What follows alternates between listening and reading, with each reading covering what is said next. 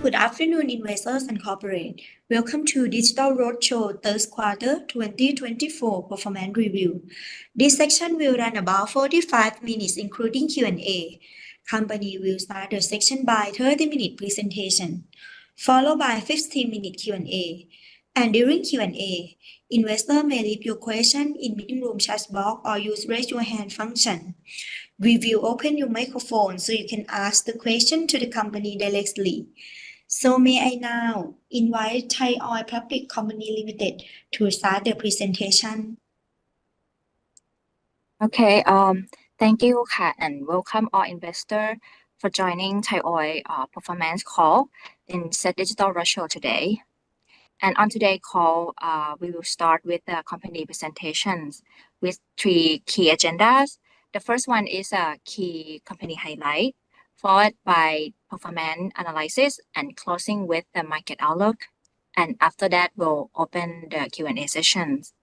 Before we start, let me introduce Thai Oil management and team during this call today.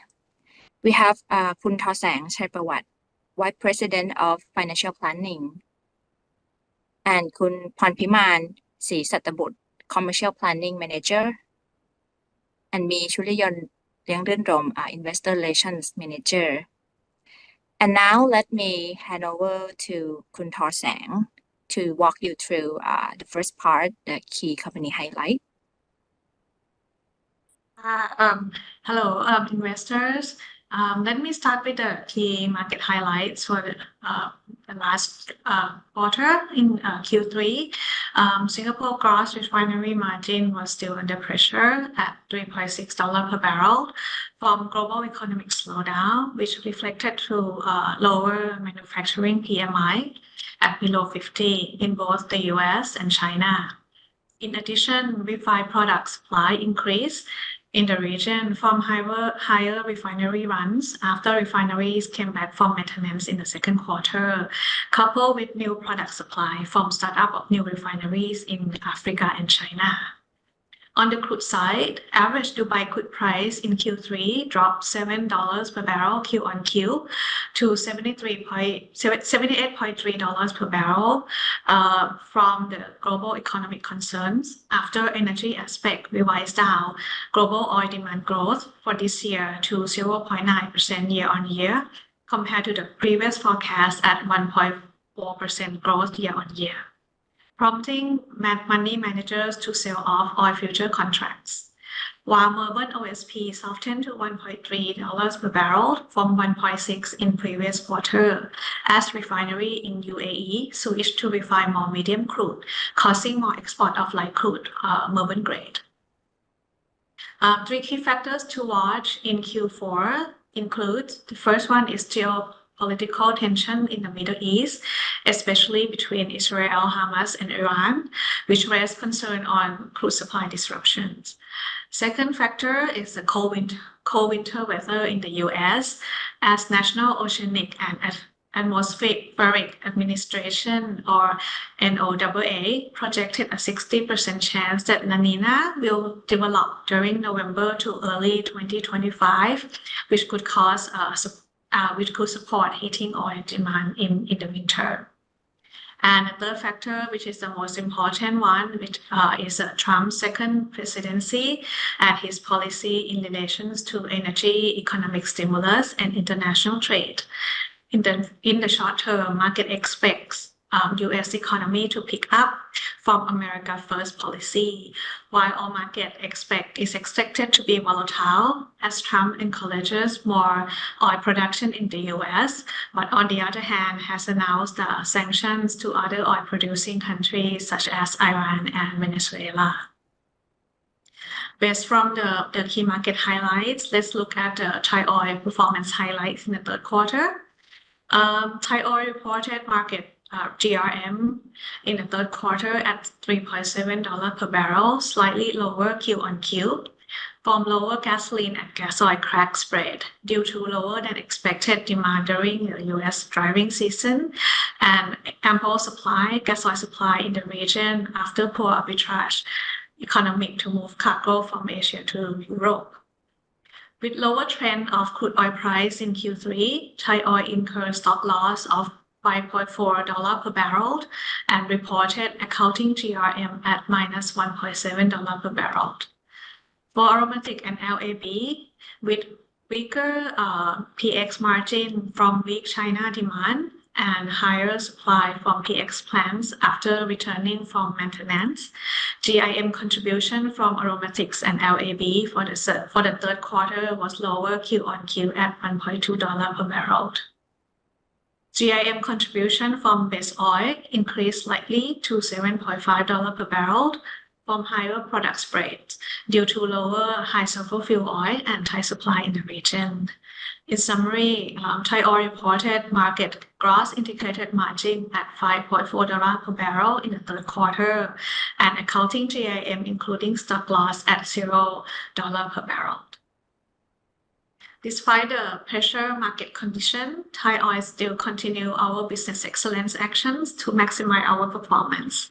On the operation side, refinery run in the third quarter increased to 113%, higher than Q2 as there was no major turnaround in the third quarter.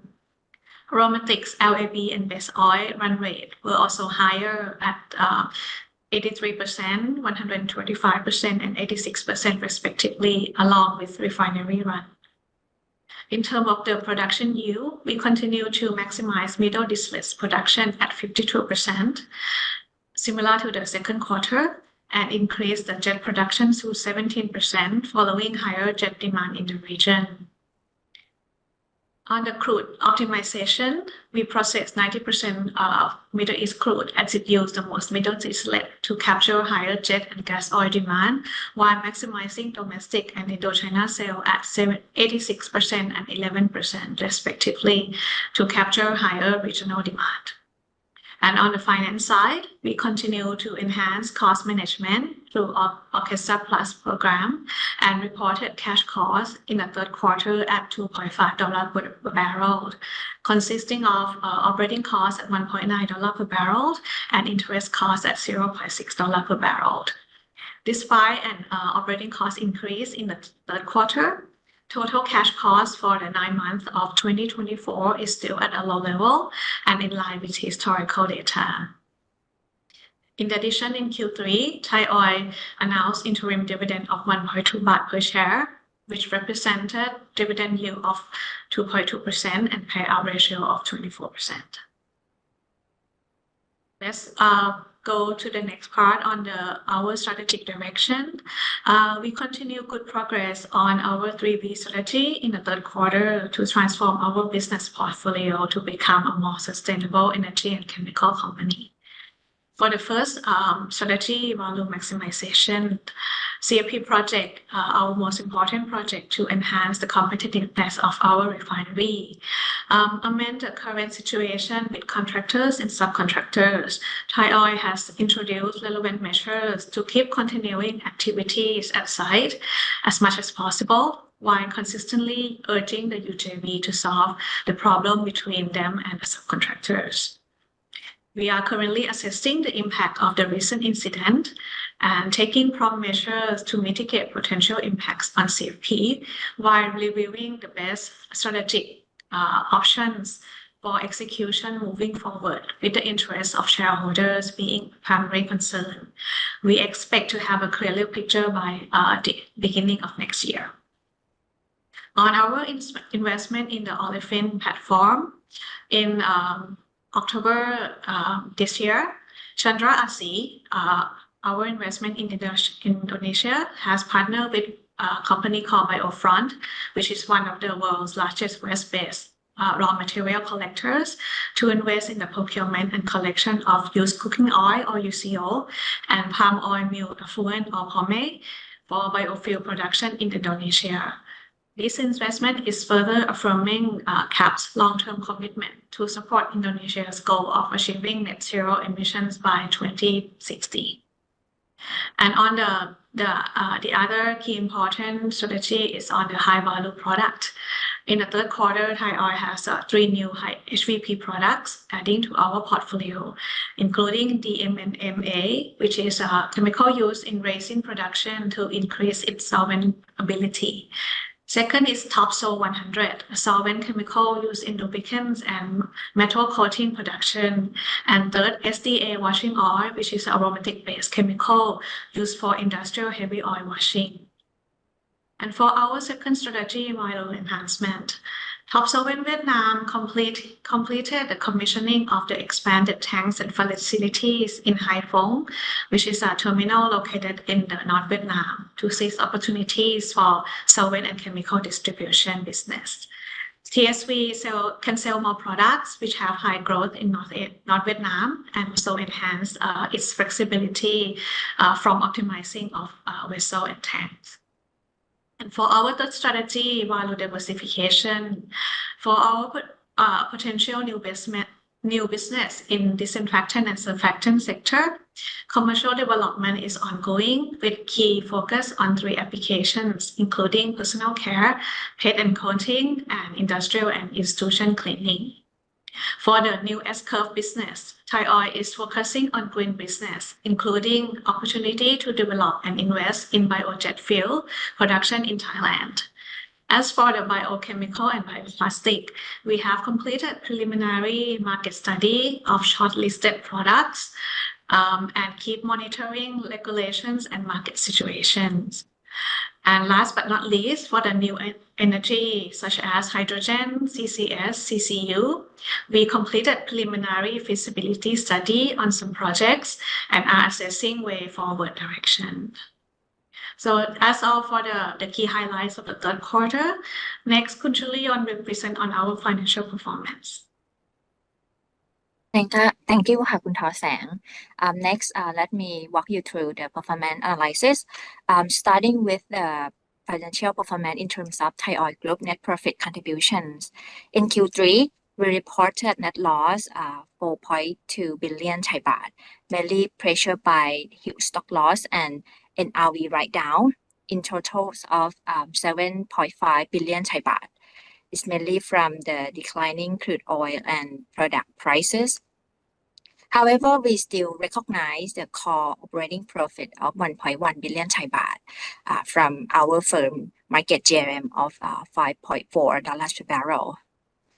And in terms of the contributions by business unit, we realized 41% from refining and lube business, while power contribute around 22%, and petrochemical 8%, and the rest 4% came from other business unit. And looking at 9-month performance, our net profit was around 7.2 billion Thai baht, with a strong core operating profit of 13 billion Thai baht, and deducted by the inventory impact. Realized and unrealized stock loss and write-down of the NRV, around 6 billion Thai baht. And in terms of the contributions, similar to Q3, major portions contribute from refining and lube business, almost 70%, and power contribute 11%, and other business 12%, and the rest 2% from petrochemical business is quite low due to the weakening petrochemical cycle. And moving on to the refinery business unit.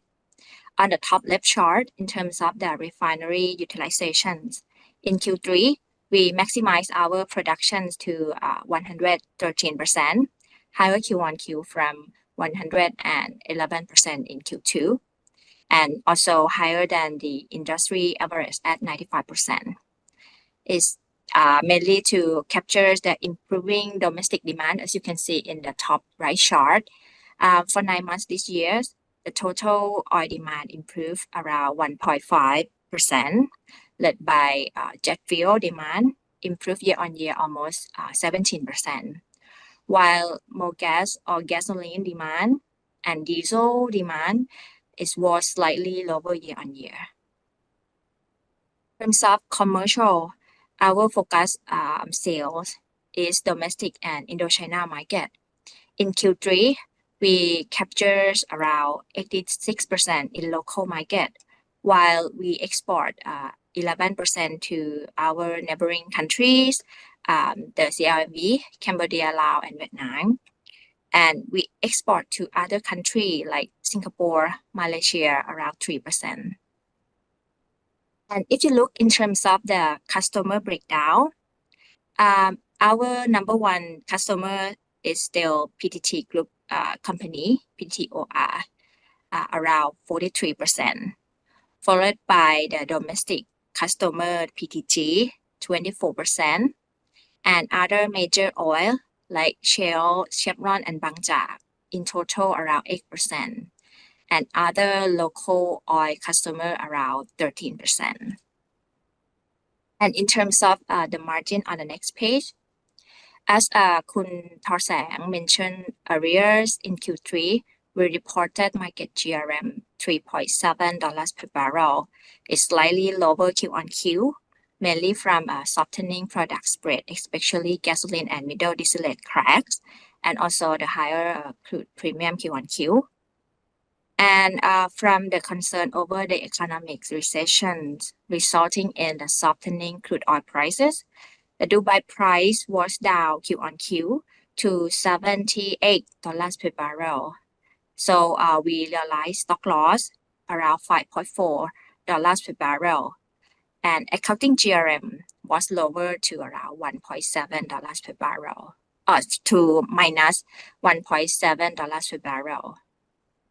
And for 9 months this year, we reported market GRM at $5.4 per barrel, with the stock impact minus $1.3 per barrel. So in terms of accounting GRM, it was $4.1 per barrel, lower year on year, mainly from weakening products crack spread.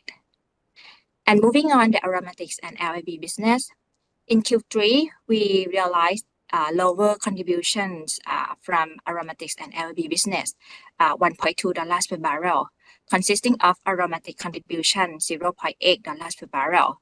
It's lower year on year, mainly from softening PX margins due to the weak downstream demand, and also the increasing supply from the plant resumption after the maintenance, while the LAB contribution still stable Q-on-Q at around $0.4 per barrel.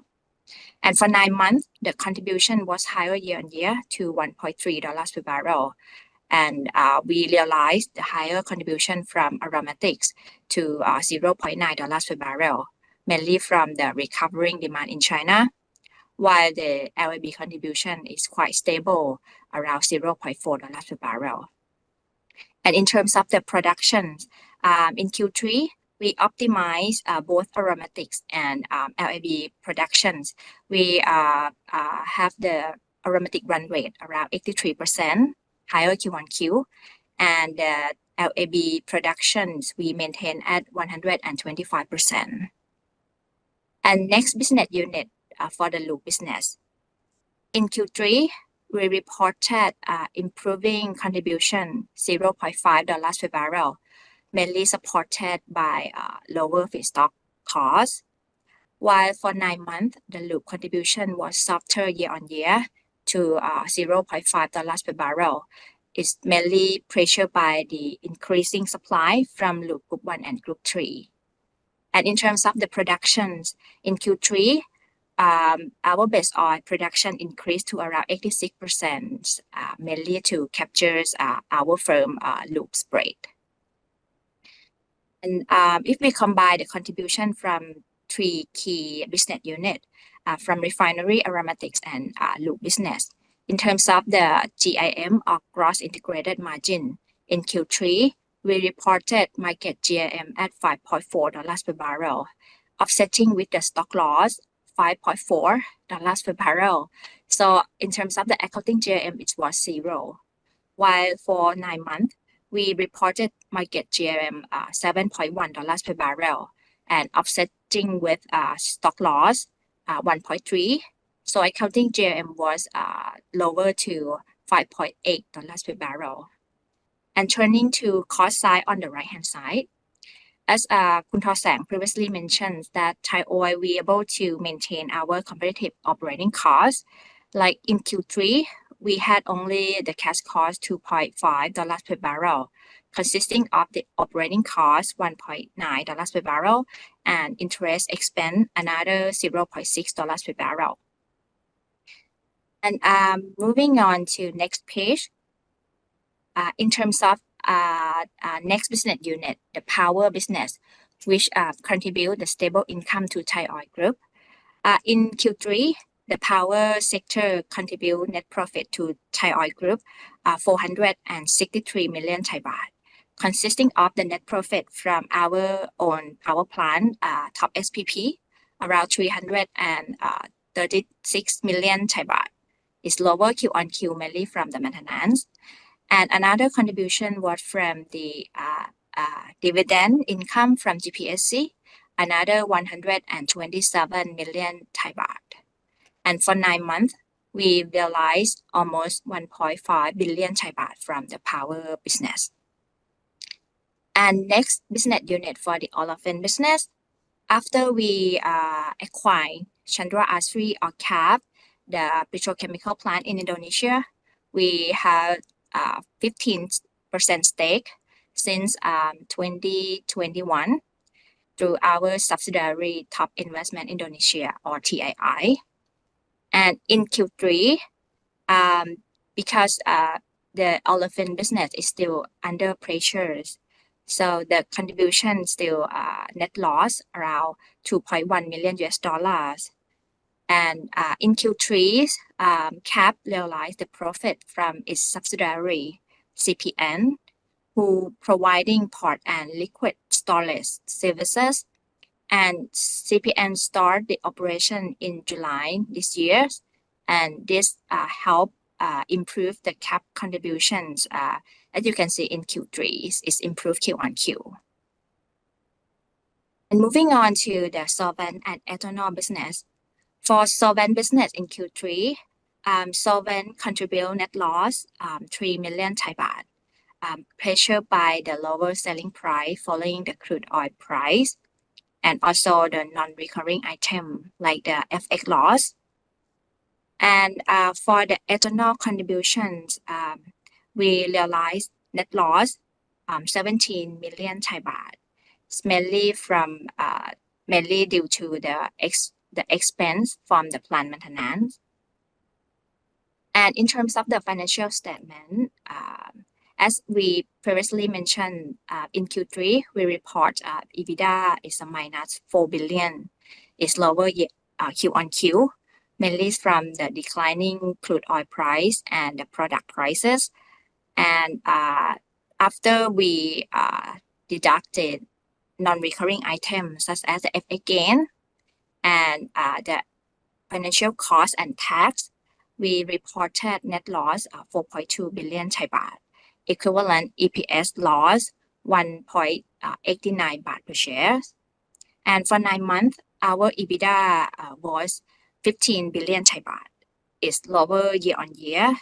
It's because it's mainly pressured by the lower GRM and stock loss for 9 months this year.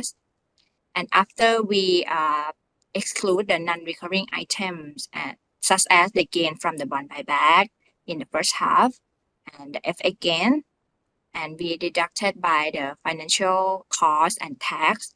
So for 9 months, we reported a net profit around 7.2 billion Thai baht, or equivalent EPS 3.2 baht per share. And next, in terms of the cash flow, we have the beginning cash flow and short-term investment, 34 billion Thai baht. And for 9 months, we realized the free cash flow around 9.6 billion Thai baht, deriving from the operating activity around 19 billion, including the net income, and offsetting with the cash outflow, including the capex spending, in total almost 10 billion Thai baht.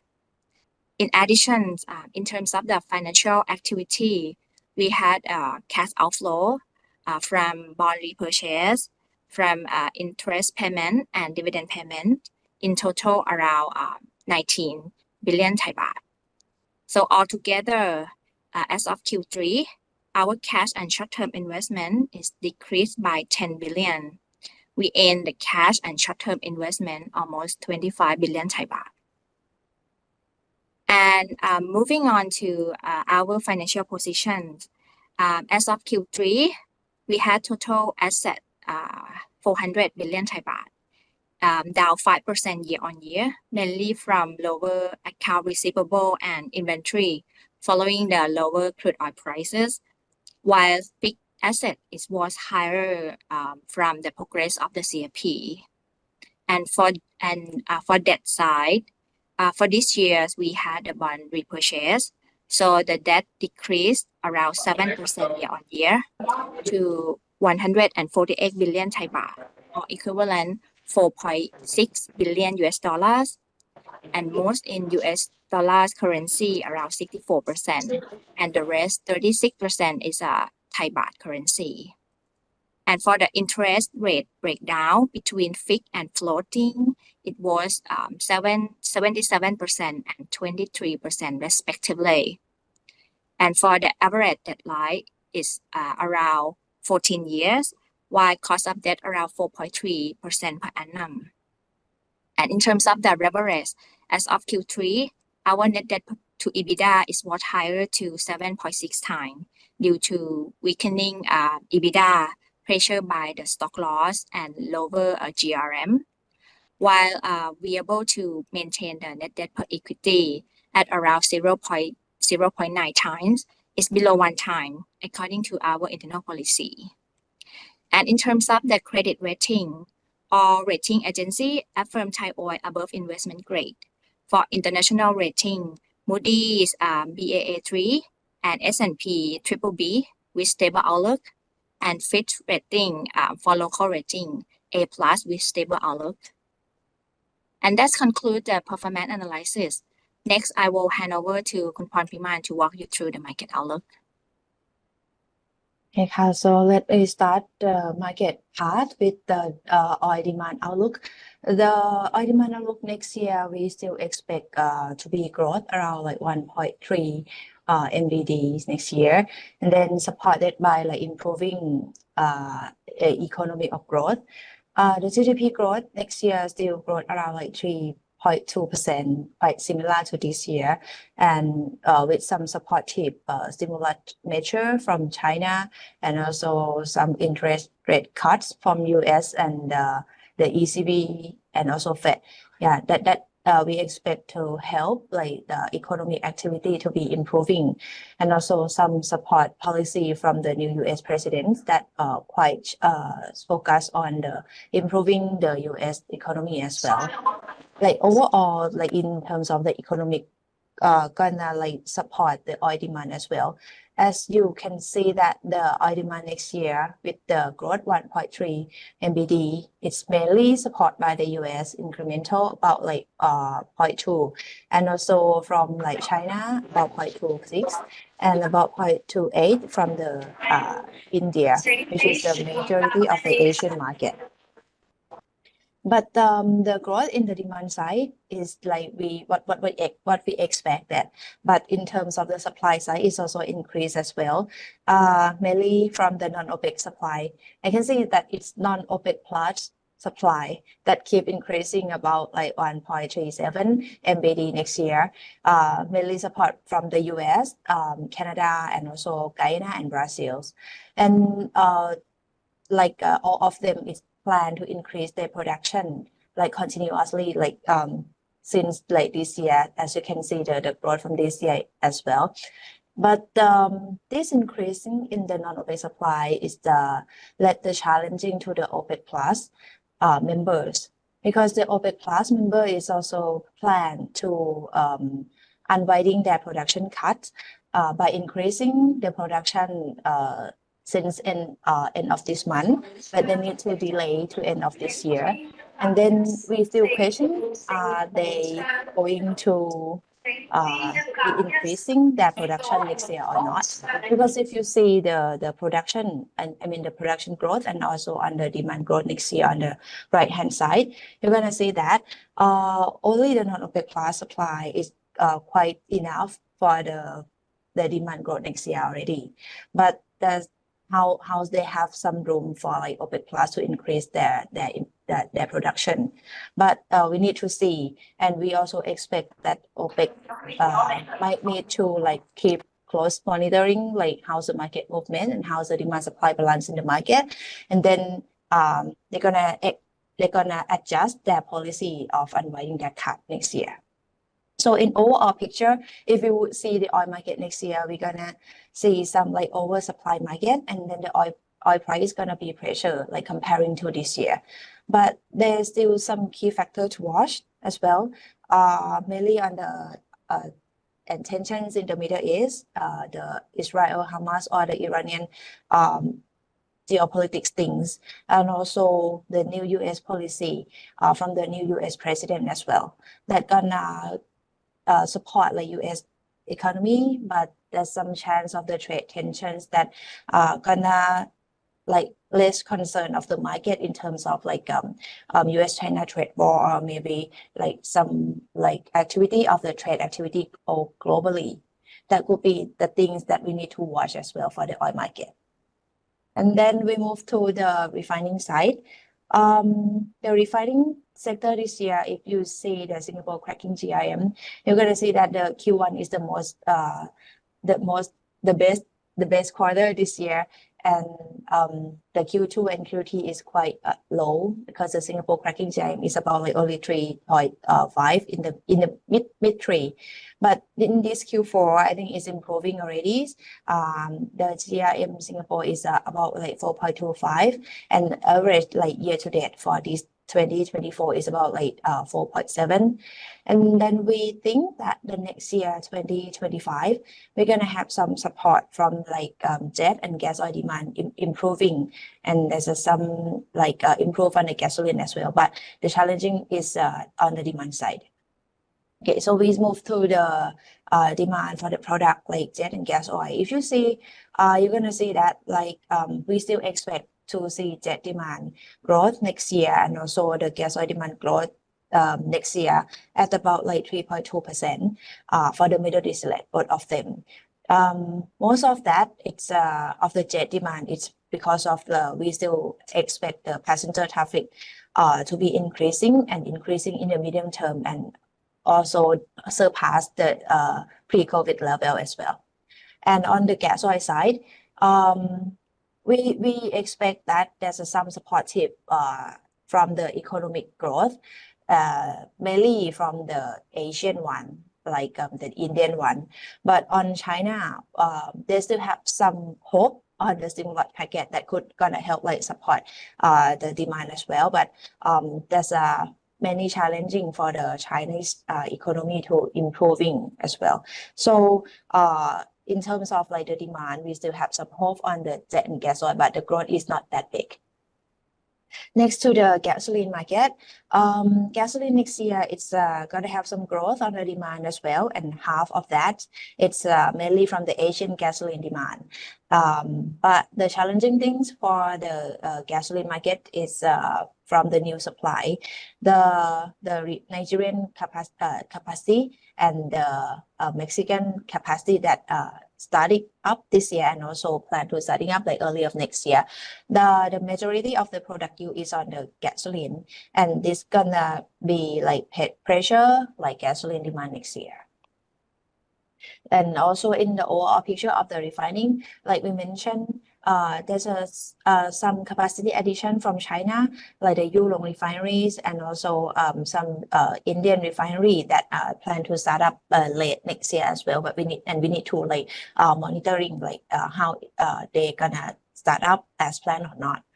But if you look at like capacity growth and then the demand growth for the refining sector for next year 2025, it seems like the supportive demand from the commercial flight and also economic activity will leading to the surpass demand growth comparing to the capacity addition next year as well. Then we move to the domestic market. For Thailand domestic market, across the majority, like major product like gasoline, gas oil, jet, and fuel oil. If you see the Q4, comparing to like Q3, it's improving across the grade of the product because of the Q3. It's quite seasonal low demand during the rainy season as well. And if you look at next year, 25 comparing to like 24, there's some growth, but it's quite a slow growth of the petroleum demand in Thailand. But mainly growth it's come from the jet demand supported by the number of the tourists that we expect the number of tourists keep increasing year on year as well. So now we move to the next sector, which is the aromatic side.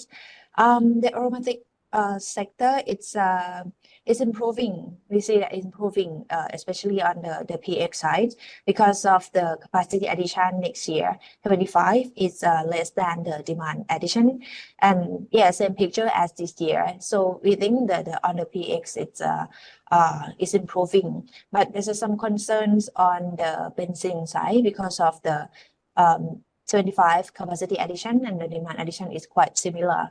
And this year, capacity addition from this year is maybe like flooding into next year. So on the benzene, maybe like there's some surplus supply. But overall, like on the aromatic is quite improving comparing to this year. Then we move to the challenging sector, which is like the olefin market. Olefin market is quite challenging, especially on the PP capacity addition and also the demand growth. If you see, you can see that the capacity addition is quite higher than the demand growth. But on the HDPE, it's quite similar for the capacity addition and also the demand addition. So we can see that like the olefin market for next year maybe still like keep challenging as well. Then we move to the last sector, which is the base oil and the bitumen part. The base oil market, it's next year is quite challenging from the new supply, especially like group 2 and group 3 new capacity addition that gonna come into the market and pressure like the overall like market of the base oil. Then we think that some big one from Singapore is we need to like keep monitoring the starting up of the capacity. And then the last one is on the bitumen market. We expect the bitumen market is so far so good. And then on the Thailand bitumen demand next year is like keep increasing as well. So this is like overall picture of the like market outlook for next year. And in summaries, the crude oil market is softer oil price on the supply, and the refinery side slightly recovering refinery margin on the support by the jet fuel demand and economic growth. On the petchem side, improving aromatic side, but challenging olefin market, and also on the base oil market, it's a bit softer market. And this is all like 2025 outlook from Thai Oil. Thank you everyone for joining us today, and we look forward to speaking with you again for the next quarter. Thank you and have a good day.